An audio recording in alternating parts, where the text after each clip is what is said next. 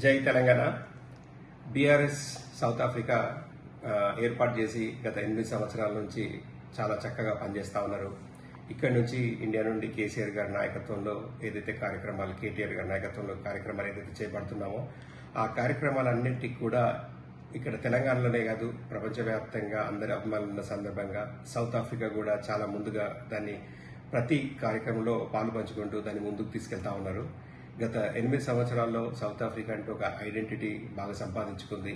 అంటే ఇక్కడ BRS NRI and ఇక్కడ యాక్టివిటీసే కాకుండా లోకల్గా కూడా సౌత్ ఆఫ్రికాకు సంబంధించి మంచి పేరు సంపాదించుకుంటా ఉన్నారు.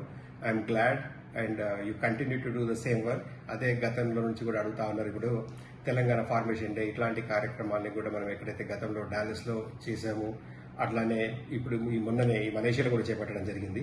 రాబోయే రోజుల్లో ఆస్ట్రేలియా అలాగే యూకే ప్లస్ మిగతా గల్ఫ్తో పాటు తప్పకుండా సౌత్ ఆఫ్రికాలో కూడా చేయాలని చెప్పేసి కేటీఆర్ గారితో చెప్పినప్పుడు చాలా బాగా స్పందించారు. తప్పకుండా వెళ్దాం బ్రదర్ మనము సౌత్ ఆఫ్రికా కూడా అని. రాబోయే రోజుల్లో కేటీఆర్ గారిని తీసుకొని సౌత్ ఆఫ్రికా కూడా రావాలని అనుకుంటున్నాం.